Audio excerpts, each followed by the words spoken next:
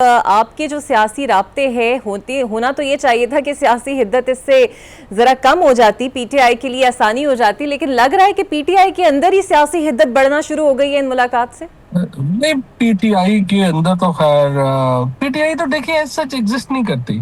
इस वक्त जो है वो तो इमरान खान है और वर्कर्स हैं। पीटीआई के तो कोई ऐसे ऐसे सिग्निफिकेंस है नहीं।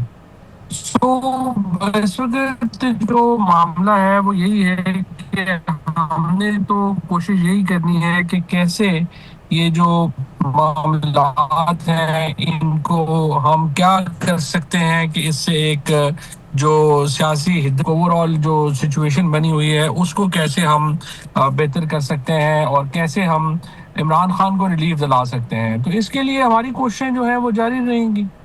और सर, आप जब शाह महमूद कुरैशी साहब से मिले और दीगर लोगों से जो मिले, जो ऑब्वियसली पीटीआई की कोर टीम का हिस्सा हैं और कब से पाबंदे सलासल हैं, उनकी राय क्या है मौजूदा हालात को लेकर? जो सोच आपकी है वो भी यही समझते हैं कि मौजूदा क़यादत has badly failed in releasing Khan साहब?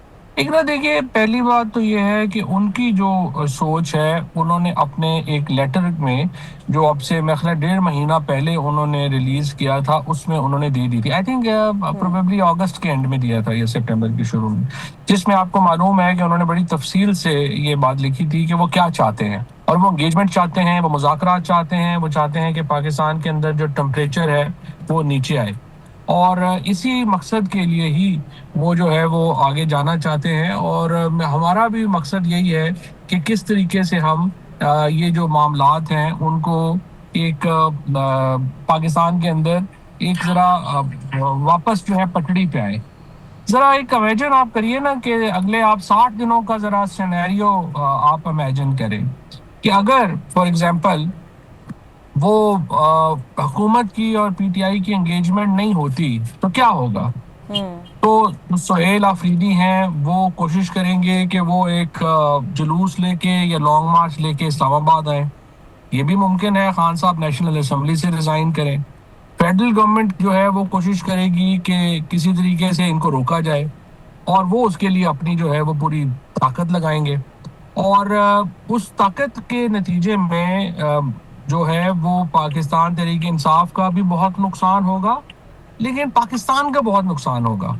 क्योंकि जो पॉलिटिकल टेम्परेचर है वो पहले ही बड़ा ज़्यादा है, ये और ऊपर चला जाएगा। सो प्रॉब्लम इस वक्त ये है, जो हम ये बात समझते हैं कि इस वक्त ये नहीं कि कोई आप अल्टीमेट रिलीफ की बात करें। अभी हम ये बात कोशिश कर रहे हैं कि ये जो हमारे रहनुमा जो असीर हैं इनको कुछ रिलीफ मिले ताकि पॉलिटिकल टेम्परेचर नीचे आए। और ये लोग फिर जो जो इनका लीगल राइट है, बेल इनका लीगल राइट है। 3 साल हो गए इनको कैद हुए, 70 साल से सारे 70 और 75 प्लस लोग हैं। इनको आप रिलीफ दें और ये आके तरीके इंसाफ की जो लीडरशिप है उसको वो जो केपी की लीडरशिप है उसके साथ मिलके ये जो एक कोऑर्डिनेशन है या समझिए कि एक एंगेजमेंट है उसको आगे बढ़ा सकते हैं। सर, दो सवाल। पहला तो ये कि जिनके लिए आप ये कोशिशें कर रहे हैं, जो कि अडयाला में हैं खान साहब, वो आपकी कोशिशों को ओन करते हैं या बैक कर रहे हैं? बिकॉज ये ना हो कि आप एक स्ट्रगल अगर कर रहे हैं बाकी सबके साथ मिलकर तो आखिर में आकर उनका रवैया या मिजाज उसके आड़े आ जाए। दूसरा ये कि शाह महमूद कुरैशी की एक्सेप्टेंस होगी बाहर आकर इस मौजूदा क़यादत में जो कि अभी है। जो पहला आपका सवाल है, देखिए पहली बात तो ये कि हम तो कोशिश पाकिस्तान के लिए कर रहे हैं। जाहिर है इमरान खान से तो हमारी मुलाकात नहीं है और हम ये समझते हैं कि पॉलिटिकल टेम्परेचर का नीचे आना इमरान खान के लिए, बुशरा बीबी के लिए भी इम्पोर्टेंट है, पाकिस्तान के लिए शायद उससे भी ज़्यादा इम्पोर्टेंट है। जो मैंने सूरत हाल आपके सामने रखी है, लेकिन ना हमारा मीडिया बेड़ा गर्क हो गया है, आइन जो है वो नहीं रहा, हमारे सिविल सोसाइटी जो है उसका कितना ज़्यादा इफेक्ट हो गया है। तो हम इसलिए कि एक नॉर्मल सिचुएशन जो है वो नहीं है। तो हमारी कोशिश तो पाकिस्तान के लिए है। शायद इमरान खान से भी ज़्यादा इम्पोर्टेंट ये है कि पाकिस्तान की जो है वो बचत हो। और पाकिस्तान और इमरान खान इस वक्त एक लाजमो मलजूम है, क्योंकि पाकिस्तान पूरा इमरान खान के साथ खड़ा है और इसलिए हुकूमत को चाहिए कि एक एंगेजमेंट की पॉलिसी ले। पहली बात तो ये है। दूसरी बात यह है कि शाह महमूद कुरैशी साहब हों, अपने महमूद रशीद हों, एजाज चौधरी हों, यास्मीन राशिद हों, उमर चीमा हों, या कोई भी और आदमी गिरफ्तार हो, तहरीक इंसाफ जो है जो बाहर की इस वक्त की जो पार्टी है वो इन सब को चाहती है कि ये सब लोग सियासी तौर के ऊपर एलिमिनेट हो जाएं, और वो इमरान खान को भी बाहर नहीं देखना चाहती, क्योंकि उनकी सारी जो नंबरदारी है। मैंने खान साहब को अडयाला में ये कहा कि आपकी गिरफ्तारी ने 30-40 मिलियन डॉलर की इकोनॉमी क्रिएट कर दी है। और एक तो ठीक है, हुकूमत एस्टैब्लिशमेंट आपको अंदर रखा हुआ है, एक आपके अपने इन लोगों ने भी आपको बाहर नहीं आने देना, क्योंकि इनकी अपनी इकोनॉमी खराब हो जाएगी अगर आप बाहर आएंगे।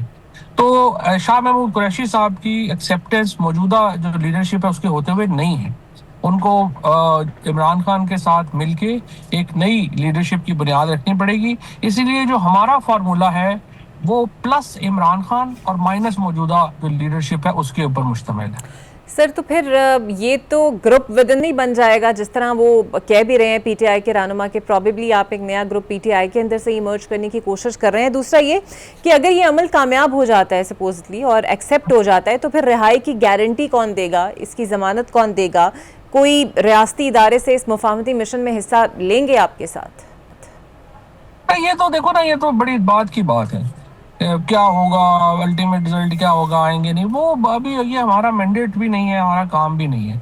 हमारा जो एक इस वक्त सारा जो फोकस है वो ये है कि किसी तरीके से टेम्परेचर नीचे लाना चाहिए।